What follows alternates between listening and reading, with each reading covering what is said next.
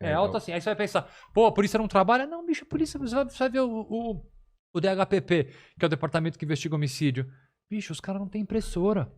Você vai lá, o DHPP, tem cara que leva computador de casa. Não tem ventilador, não tem nada. O cara, assim, CSI.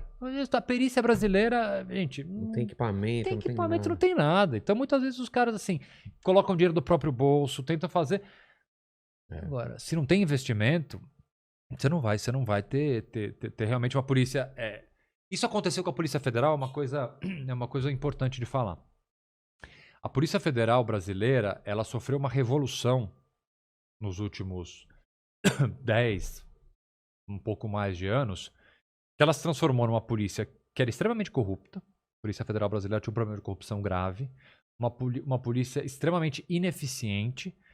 E aí tem que falar, no governo Lula, o governo Lula fez uma revolução na Polícia Federal. Pra bem ou pra mal? Pra bem. O que fez? Abriu novos concursos, tirou uma banda podre da polícia, abriu novos concursos, aumentou o salário. O salário de policial federal hoje em dia é um salário bem razoável, bem diferente da Polícia Civil, da Polícia Militar, por exemplo. Colocou gente jovem, gente honesta, gente bem vocacionada. A Polícia Federal brasileira hoje em dia é uma polícia de excelência. Eu posso não concordar com um monte de coisa, bato boca, tenho amigo e tenho inimiga, tudo bem, mas assim, eu não posso ser hipócrita de dizer que a Polícia Federal brasileira não é boa, é muito boa. Mas tem a ver o que o pessoal fala que o PT foi responsável pelas prisões do pessoal do PT. Eles Com mesmos. certeza. Porque com eles certeza. possibilitaram Gente, a polícia trabalhar melhor trabalho, e mas- investigar os crimes que eles mesmos cometeram. Posso falar isso com Que louco. total conhecimento de causa. Eu te digo por quê. O ministro da Justiça que fez isso era o meu chefe. Foi a pessoa que eu trabalhei durante muitos anos, que é o Márcio Tomás Bastos. Eu trabalhei com ele vários anos. Eu comecei minha carreira com ele.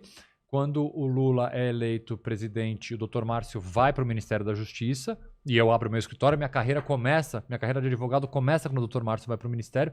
E eu acompanhei de perto essa revolução que ele fez. Assim. Ele, conhecedor da Polícia Federal, era um advogado que só trabalhava praticamente com a Polícia Federal, percebeu, para mudar isso aqui, para mudar o país para melhor, eu tenho que fazer uma revolução aqui dentro. Vou mandar embora um monte de gente, vou aumentar o salário, vou chamar gente nova, gente honesta, gente vocacionada, e é isso. A Polícia Federal, que mensalando a Lava Jato... Tudo começou aí.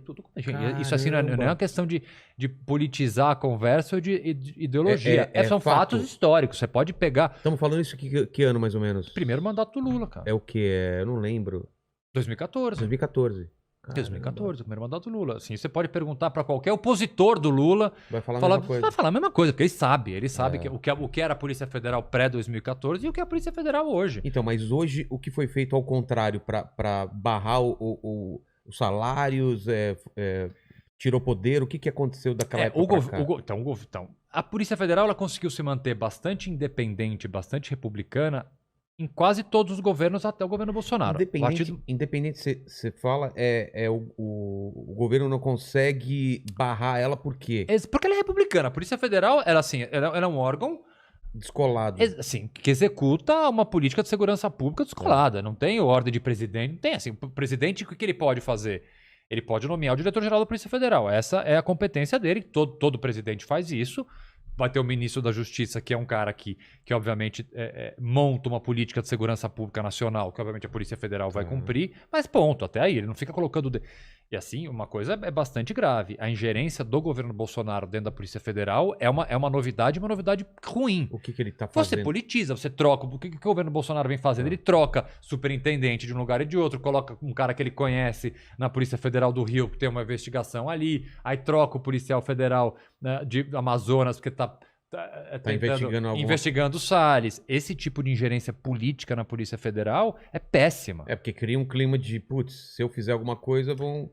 É péssimo, é muito ruim, é muito perigoso. Mas não tem nada que dá pra proteger a polícia disso? A própria polícia.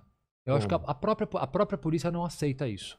Porque a Polícia Federal sabe que hoje em dia ela é uma parcela da sociedade, um pilar do Estado Democrático de Direito extremamente importante. A Polícia Federal sabe a importância dela.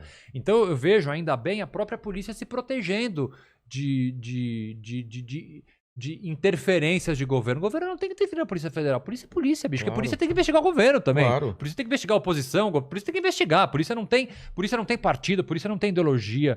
Polícia, assim, bicho, combate o crime. Se o crime veio de A, B ou C, pouco importa.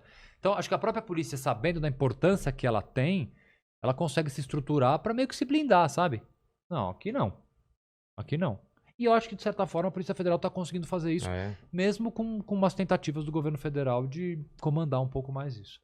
E essa politização na Polícia Federal, com juíza, como que você vê ela? A gente tá no caminho meio sem saída para isso? Perigosíssimo, cara. Porque, cara, tudo é politizado hoje em dia. Nenhuma decisão. Isso, assim, isso para mim Poder Judiciário, atualmente, vive, na minha opinião, a maior crise.